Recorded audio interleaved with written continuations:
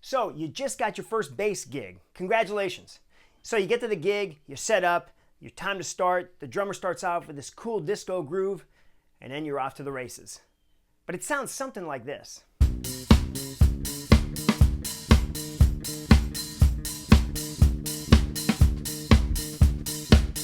Finally, the keyboard player leans over to you and says, "Dude, tune your bass."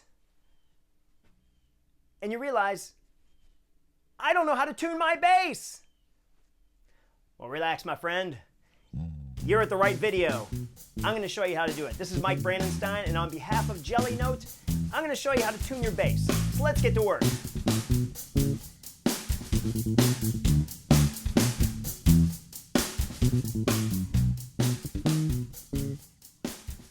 Now I'm going to show you two methods for tuning your bass today. The first one is using this thing right here, a headstock tuner. Clips right onto your headstock just like that. You don't have to make any adjustments, just turn it on and you play the note and it will read the note for you and you adjust accordingly. The second method is using harmonics, played right on your strings by touching them. More about that later. Third, we're going to do a little troubleshooting. What if you already tuned your bass, everything seems good according to the tuner, but your bass still sounds out of tune when you're playing? Well, stay tuned, you'll find out. But let's get started with this headstock tuner.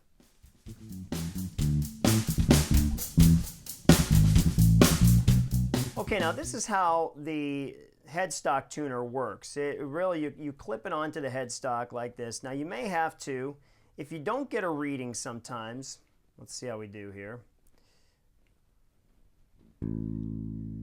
All right, so okay, I'm getting a reading. So sometimes you'll clip these on, you won't get a reading, and if so, you may have to find another spot. You know, what these things do really is register and read the vibrations, the frequency vibrations of your string. So if it's not able to read, you're not going to get a reading on your tuner, of course. So right now I'm going to try, it's right now just kind of giving me a bunch of different readings. So let's start off. I'm going to start with my first string right here. Okay, and as you can see, it's an F sharp. It's supposed to be a G. So I'm going to tune, so it's telling me, because it's an F sharp is below a G. So I have to make this note sharp. I got to sharpen this note or increase the pitch. All right, see, now we're at a G. If I go down, it's an F sharp. I can go down. You know, if your bass is way out of tune, don't be surprised if you're seeing a D. So just remember, know how the alphabet in musical alphabet goes. A, B, C, D, E, F, G, and then, so you're at F sharp. We're going to go to a G. We're going to keep turning. There's our G. Now, we want it to shine. We want it to get right in the middle, that green right there, okay? All right. So there's your first string. It is tuned. Now we just simply do nothing to the tuner and go to the second string right here, which should be a D. And that's telling me, that's pretty close, all right? But let's say if it was out here, okay? Then we got a C sharp, we just go up, or sometimes if it's sharp, then we got a D sharp, then we got to bring it down, right? It's saying an E there. So now we got to bring it down. And we're going to bring it down, oh, that's C sharp. Now we're going to bring it back up. We want to get it to a D. The key to tuning a bass or a guitar is to keep that string ringing and plucking it gently. So you're not doing this. That's going to, see how that takes it out a little bit? You want to just pluck it gently, but keep that note sustaining as long as you can. All right, so now we're on D. We're looking good. Now we're going to go to the third string up, which is an A, okay? So we're out, well, we are already out. So G sharp, now we're going to bring it up. Now again, keep that string sustaining. Okay, if you let the string run out, if you let the note just go quiet, you're not able to do anything and it's not going to read very well. You want to help the tuner to read the frequency, so keep that note sustaining. Very good. Okay. Good. And next we want to hit the fourth string, which is the E. And that's not bad. We're going to drop it down a little bit. Okay. Once again, if it's too low, it's going to be D, C, wherever it is, you know. If it's too high, It could be as high as an F sharp, it could be as high, you know, wherever it could be. So you want to get it, just know which way to go. If you're at an F and you need to go to an E, you need to go down. All right. There you go. So now we have E. Next thing you want to do is just check them again. And by the way, the cool thing about this, I can cut my volume. Let me cut my volume all the way here.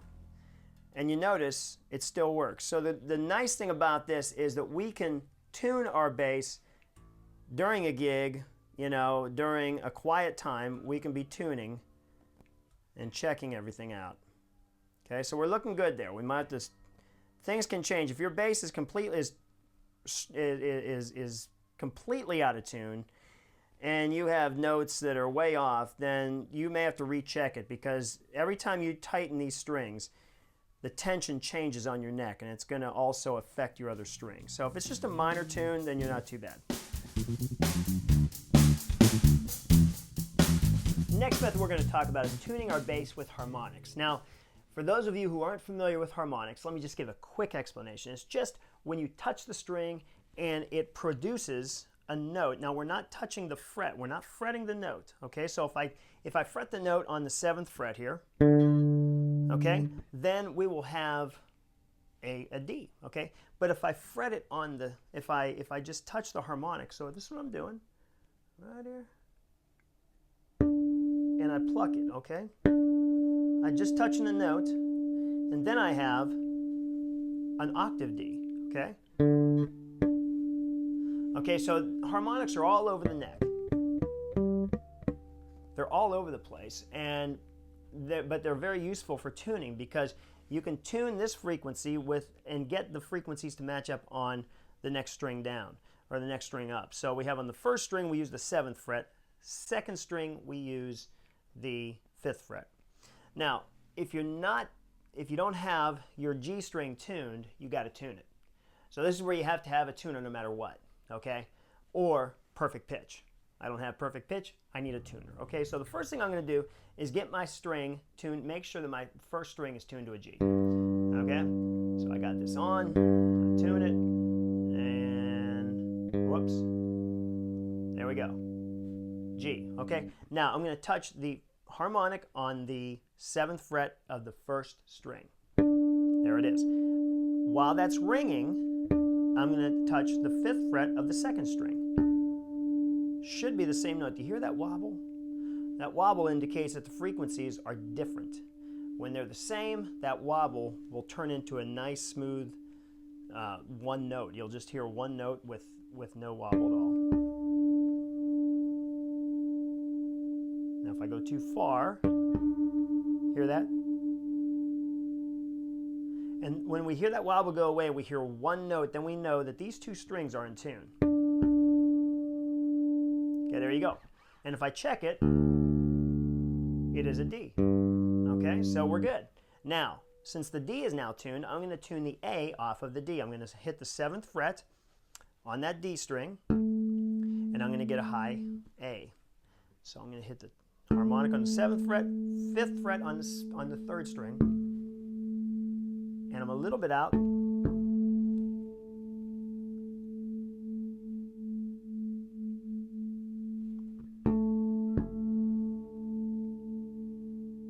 Okay. And now we're good. So I should have an A on this string, which I do. And my D, of course, is still a D. All right. Now I'm going to go off of the A string and hit the 7th fret of the A string. And I'm going to hit the E string. Wobbling a little bit, but let's take it out of tune just so you could hear these two. You hear that wobble.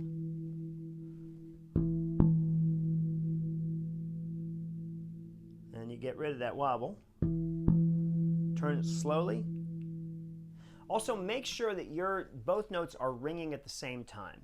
When they fade out, there's no sense in trying to tune anymore. Make sure your notes are ringing so that they're working together and you're hearing them together.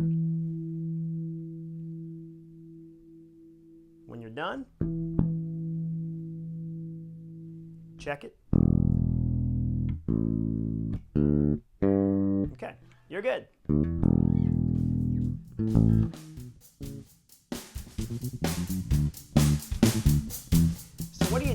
if after you tune your guitar, it still sounds out of tune?